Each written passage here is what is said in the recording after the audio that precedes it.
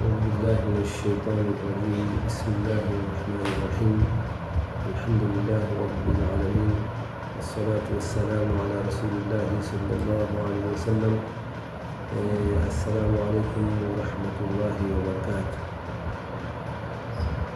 Ndugu zangu watazamaji, tunaendelea na kueleza sifa zake Mwenyezi Mungu Subhanahu wa Ta'ala, ikiwa ni mfululizo wa kuzitaja sifa 13. Kwa hivyo tutaendelea katika darasa hii na sifatul qudra. Sifatul qudra ni moja katika sifa zake Mwenyezi Mungu Subhanahu wa Ta'ala, ambazo ni wajibu kwa kila Muislamu afahamu sifa hizo 13.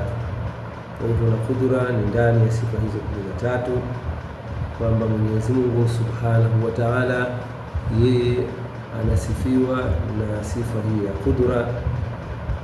Kwa hivyo ikawa ni wajibu kwake Subhanahu wa Ta'ala kusifiwa na sifa ya qudra, ambayo ni uwezo wa kufanya kila kitu.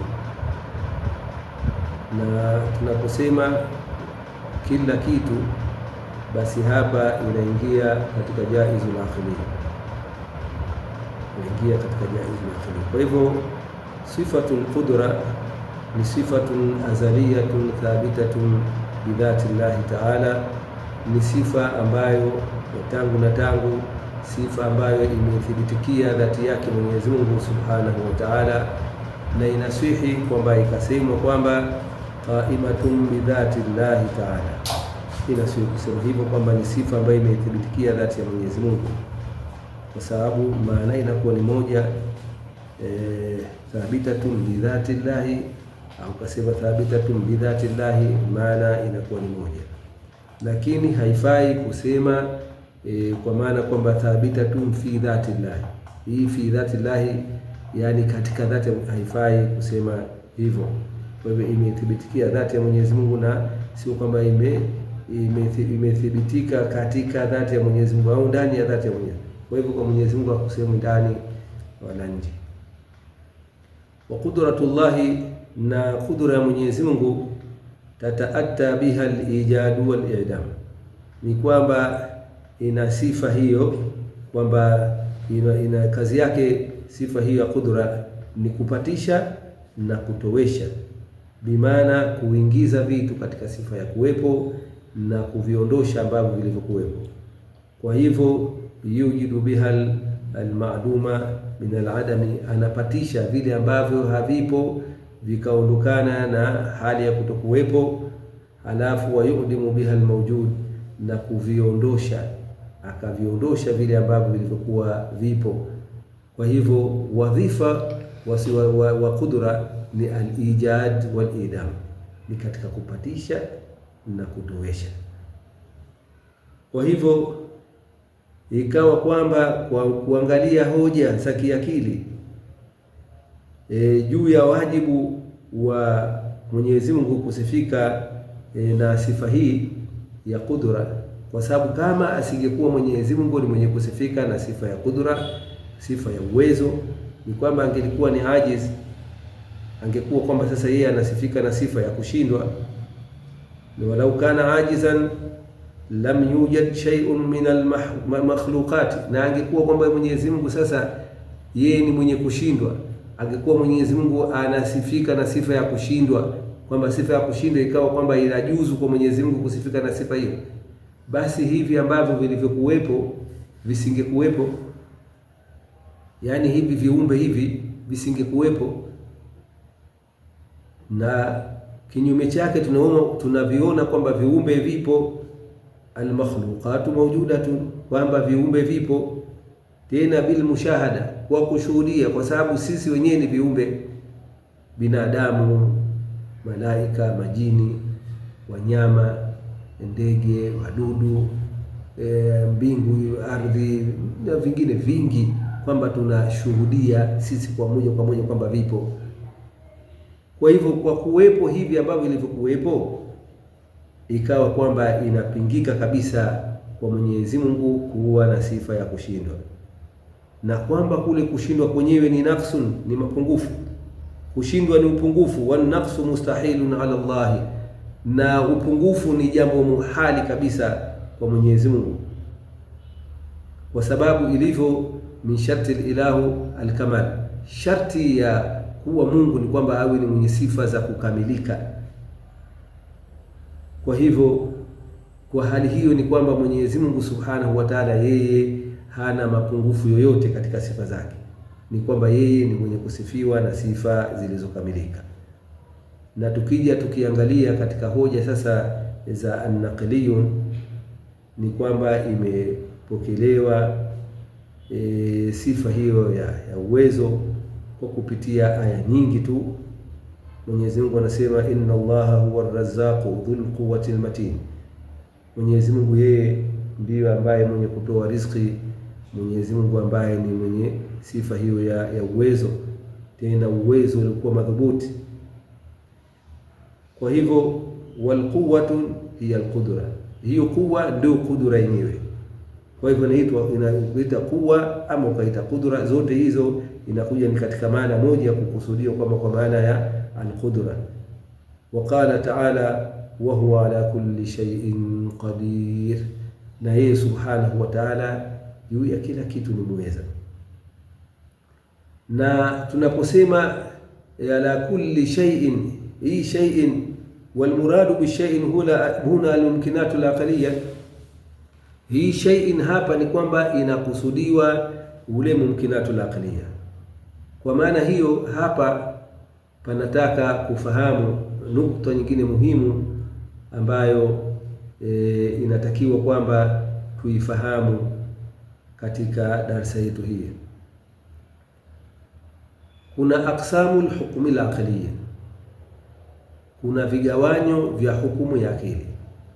Kwa hivyo vigawanyo hivyo kuna wajibu al-aqliyyu, kuna mustahilu al-aqliyyu na kuna jaizu al-aqliyyu.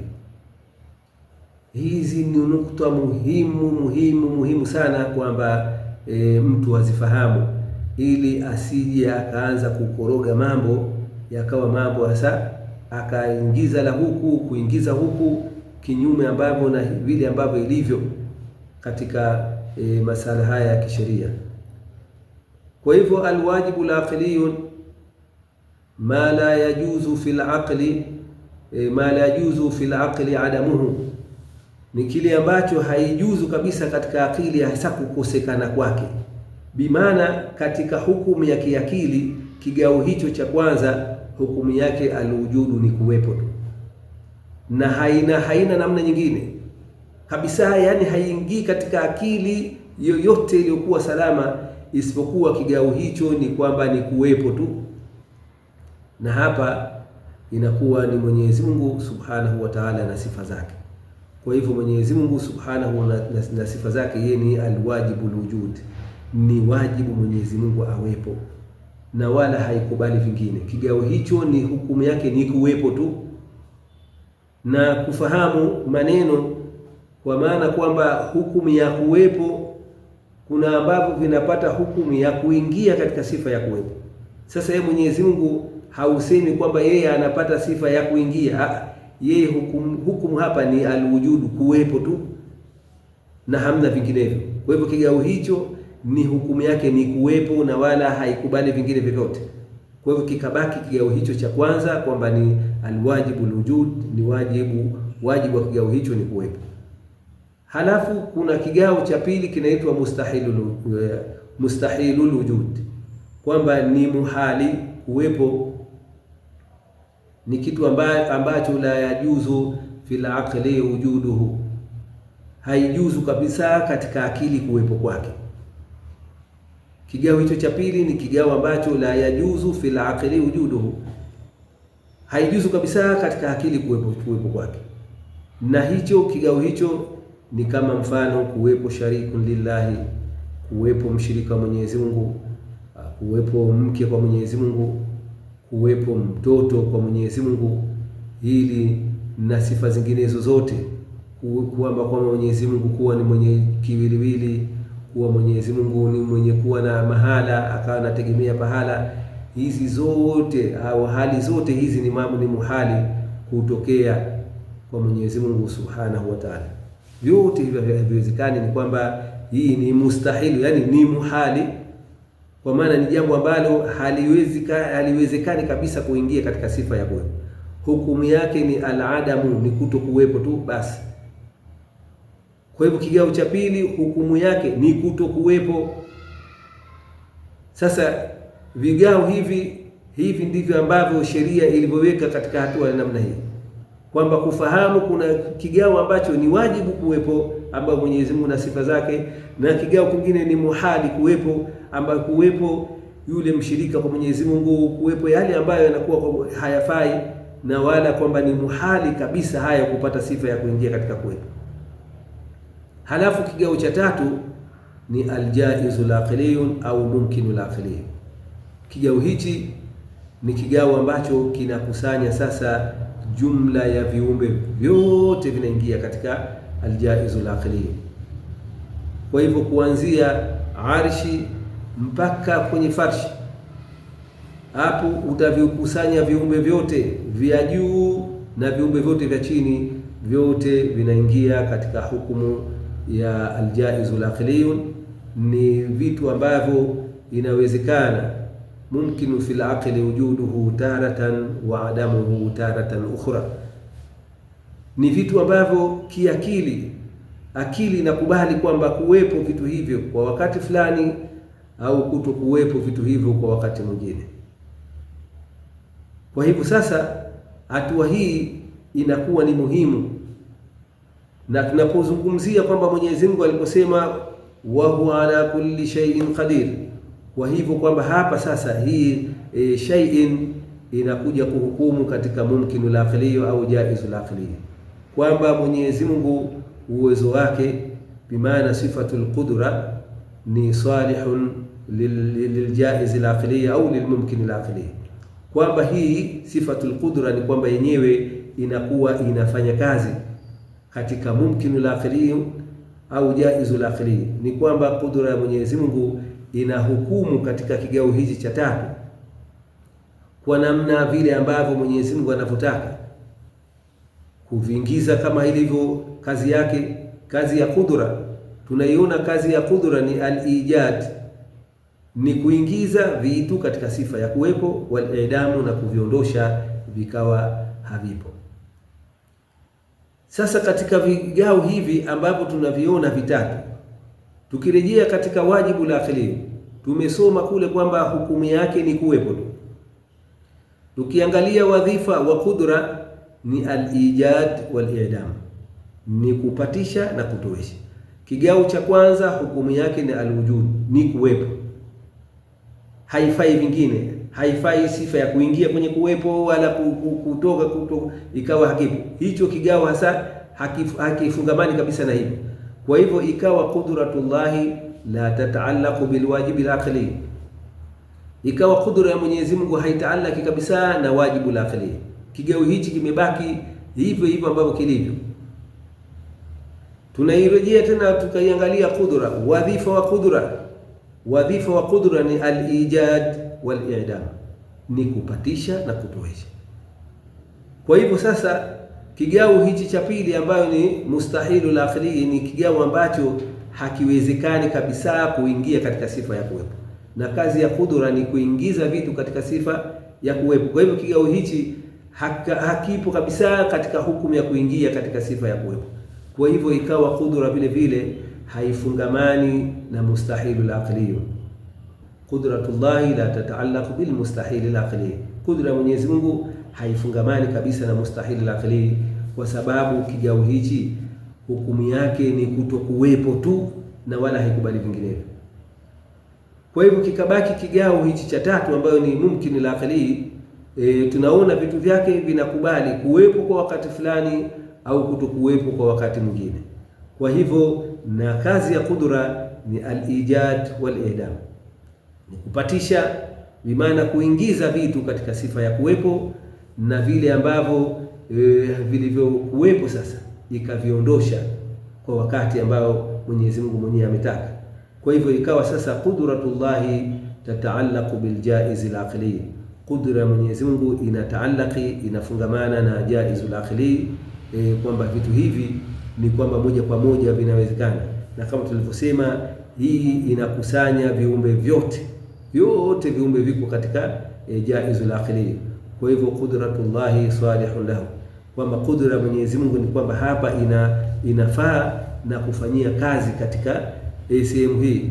Kwa hivyo kile ambacho Mwenyezi Mungu anachokitaka kukifanya kwa uwezo wake ni kwamba anakifanya, akakiumba kikawepo, na akitaka hicho ambacho tayari kipo anaweza kakiondosha kikawa hakipo, kwa hivyo ikawa hiyo. Sasa jambo lingine muhimu la kulifahamu, na kama tulivyotanguliza kusema kwamba ni muhimu kwamba mtu akafahamu hivi vigao. Hasara kubwa ya kutokufahamu vigao hivi ni kwamba mtu anaweza kutumia akili yake yeye na akaona kwamba mambo haya ima hayamo katika sheria au mambo haya wanawachuoni walighafilika nayo, hayajulikani wala hayana maelekezo yoyote katika mambo ya sheria. Kwa hivyo mtu sasa akaingia katika mustahilul aqli.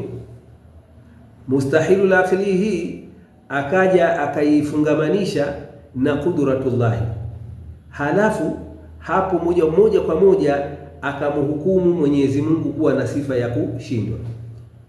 Na tumeona kabisa kwamba Mwenyezi Mungu sifa yake ni muweza, qadirun, na ni muhali, ni jambo ambalo limezuilika kabisa kwamba Mwenyezi Mungu kuwa na sifa ya kushindwa, kwa sababu sifa hii ni upungufu, na Mwenyezi Mungu Subhanahu wa Ta'ala ametakasika kabisa kuwa na sifa zenye mapungufu. Sasa mtu huyu akaitumia akili yake qasir, akili yake fupi, lakini mwenyewe akaona kabisa kwamba akili yake ni pevu, akili yake kwamba inafikiri na imefikiri zaidi ambavyo wengine wote hawajapata kufikiria hapa. Kwa hivyo matokeo yake sasa akaja kuingia katika jambo ambalo linamtumbukiza katika ukafiri. Kivipi? Ni kwamba pale anapofikia kumnasibishia Mwenyezi Mungu sifatul ajizi, ni kwamba anamnasibishia Mwenyezi Mungu sifa ambayo ni mapungufu, na Mwenyezi Mungu sifa zake zote ni za ukamilifu. Kwa hivyo anamnasibishia Mwenyezi Mungu sifa ya kushindwa. Anasema sasa Mwenyezi Mungu anaweza kujifanyia mke, au Mwenyezi Mungu anaweza kujifanyia mtoto. Kwa hivyo maneno yake moja kwa moja hayo anakwenda kusema kwamba hawezi, waliyadhu billahi ta'ala, anamnasibishia Mwenyezi Mungu sifatul ajizi, sifa ya kushindwa, ambayo haifai kabisa kwamba kumnasibishia Mwenyezi Mungu sifa ya kushindwa, kwa sababu hapa yeye alichokuja kuingia hapa ni kwamba kaingia katika mustahilul aqli, akafanya kwamba ni jaizul aqli. Mustahilul aqli ambayo ni sifa hizi ambazo ni muhali kwa Mwenyezi Mungu kusifika na sifa hizi za kuwa na mshirika, kuwa na mtoto, yani mambo ambayo haiwezekani. Yani akili iliyokuwa salama haikubaliani kabisa na kumsifu Mwenyezi Mungu kwamba akawa na mshirika au akawa na mke au akawa na mtoto. Haikubali kabisa akili iliyokuwa salama. Akili yenye ugonjwa inaweza ikafikia hatua namna hiyo, na inakuwa si kipimo, na moja kwa moja akifanya hivyo anatumbukia katika ukafiri. Sasa huyu anachukua kwamba sifa ambayo ni muhali akaitoa katika kigao chake cha kuwa ni mustahilul aqli, akaua hichi kigao mustahilul aqli, akafanya kwamba imekuwa na chenyewe moja kwa moja vile vitu vinaingia katika mustahilul aqli, kwamba inaingia katika jaizul aqli. Kwa hivyo akawa ameporomosha na kubatilisha uhakika wa mambo ambavyo yalivyohukumiwa kisheria. Kwa hivyo unakuwa ni msiba mkubwa ambao anatumbukia mtu katika ukafiri kwa kuitumia akili yake, akaacha kuifuatia sheria na hasa kufuatilia mambo haya katika fani hii ya elimu ya tauhid. Haya mambo ndugu yanakwenda kuwekwa sawa. Sasa mtu akawa hana haya na moja kwa moja akaitumia akili yake kuitanguliza kwamba kuingia katika masala haya mazito, halafu na akayatolea hukumu. Kwa hivyo mwenyewe kwa mtazamo wake akaona kwamba anajenga hoja. Neno lake aliposema kwamba sio kwamba kila kitu Mwenyezi Mungu anaweza, anaanza na heading ya namna hiyo kwamba sio kila kitu Mwenyezi Mungu anaweza, halafu baadaye sasa anakuja kurejea asema kwamba anatoa hoja sasa kuonyesha kwamba alichokisema kiko sahihi. Anasema Mwenyezi Mungu anaweza kujifanyia mke, Mwenyezi Mungu anaweza kujifanyia mshirika, Mwenyezi Mungu anaweza kujifanyia mtoto. Waliyadhu billahi ta'ala, na kuwahadharisha wale ambao watakayokuwa wanawasikiliza watu kama hao. Anapozungumza mtu maneno kama hayo, usiseme ndiyo wala usiseme hapana, kwa sababu ukisema hapana hawezi, maana unamnathirishia Mwenyezi Mungu kwamba sifa ya kutokuweza, na ukisema anaweza unamnathirishia Mwenyezi Mungu sifa ambayo ni muhali, ambayo vile vile haipo hiyo kwa Mwenyezi Mungu. Kwa hivyo ikawa jibu lolote ukijibu kwamba ndiyo ama ukijibu hapana, na wewe unakuwa unaingia katika kutumbukia katika ukafiri kama ambavyo alivyotumbukia huyo mzungumzaji, kwa sababu yeye kuyaleta hayo moja kwa moja na kunasibisha hivyo kwa Mwenyezi Mungu, yeye anakuwa kaishatumbukia katika ukafiri. Anapowakaririsha na Waislamu na wenyewe wakasema ndiyo, wengine wakasema hapana, na wenyewe wote kundi zima kama ni msikiti watakuwa wote wamesema, wanakuwa wameingia katika ukafiri. Waliyadhu billahi ta'ala, ambapo unatakiwa kwamba baada ya kufahamu haya, kama mtu alimpitikia haya, alete shahada ashhadu an la ilaha illa Allah wa ashhadu anna Muhammadan Rasulullah, ili kujitakasa na kosa hili. Ili kosa kafara yake ni kutoa shahada. Kafara yake sio kwamba mtu atasema astaghfirullah. Astaghfirullah hii inamnufaisha ambaye yuko ndani ya Uislamu. Kosa hilo alilifanya likamtoa nje ya Uislamu. Kwa hivyo akishatoka nje ya Uislamu hakuna mlango mwingine wa kurejea katika Uislamu isipokuwa ni kutamka shahada mbili. Kwa hivyo tunawasa wale wote ambao wameguswa na kosa kama hili, basi kuzitakasa nafsi zao ni kutamka shahada ili kurejea katika Uislamu na kujiepusha. Na mtu akizungumza katika hivyo, basi majibu yake anatakiwa ambiwe kwamba qudratullahi la tataallaqu bilwajibi al-aqli wala bilmustahil al-aqli, bal qudratullahi tataallaqu biljaiz al-aqli. Anaambiwa kwamba kudra ya Mwenyezi Mungu haifungamani na wajibu al-aqli wala haifungamani na mustahil al-aqli, bal kudra ya Mwenyezi Mungu inafungamana na jaizul aqli au mumkinul aqli, inafungamana na vile ambavyo tayari inakubali akili kuwepo kwake kwa wakati fulani au kutokuwepo vitu hivyo kwa wakati mwingine. Hayo ndio majibu sahihi anayozungumza hivyo. Akiuliza basi anaambiwa kwamba qudratullahi la tataallaqu bilwajibi al-aqli wala bilmustahil al-aqli, bal tataallaqu biljaiz al-aqli, bali kudra Mwenyezi Mungu inafungamana na jaizul aqli, vile ambavyo tayari vimehukumiwa katika sheria kwamba kuwepo kwake kwa wakati au kutokuwepo kwa wakati mwingine, na akili ikawa ina hukumu hivyo. Hivyo ndio ambavyo vinataallaki na kufungamana na sifa hii ya kudra. Kwa hivyo nukta hii ni muhimu kwamba uifahamu ili kuweza kuweka sawa masala haya, na ni mambo ambayo Waislamu wanatakiwa kwamba wayaendee mbio kabisa kwamba kuyajua, ili wasije wakaharibu na kuweza kuingiza mambo ambayo jambo ambalo litakuwa kwamba halipo, mtu akaja akaliunganisha likampelekea yeye kuingia katika ukafiri, na ilhali yeye hasa hajijui.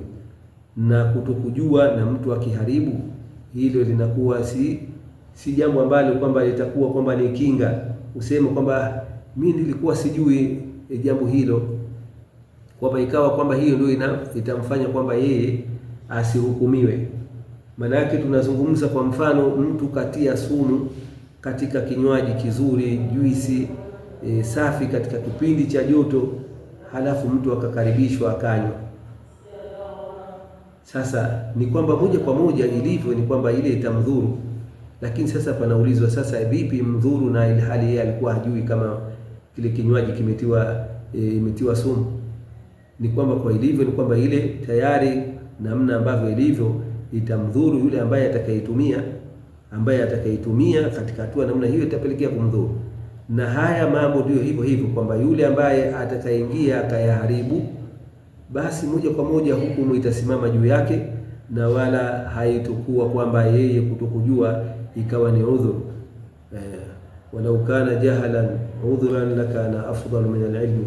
Kauli hii unasibishiwa Imam Shafi'i kwamba anasema lau ujinga ingekuwa ni udhuru, basi ingekuwa ni bora kuliko ni kujua, kwa sababu watu wote wangeacha kufuatilia mambo ya ilmu wakabaki tu katika ujinga. Kwa hivyo mtu atafanya vyovyote anavyoona yeye mwenyewe, na mwisho wa siku akija akiulizwa aseme basi mimi nilikuwa sijui, ikawa kwake yeye ni udhuru akapitishwa, lakini hilo halipo. Kwa hivyo tukikumbusha kwamba sifa tulionayo ni sifatul qudra, na hiyo ni sifatun azaliyatun, ni sifa ya tangu na tangu, abadiyan ni sifa ya milele, sifa ambayo imethibitikia dhati yake Mwenyezi Mungu Subhanahu wa Ta'ala, ni sifa ambayo haifanani na sifa za viumbe. Uwezo wake Subhanahu wa Ta'ala, sifa hiyo ni kwamba haifanani na chochote katika sifa za viumbe wake. Wallahu Subhanahu wa Ta'ala a'lam.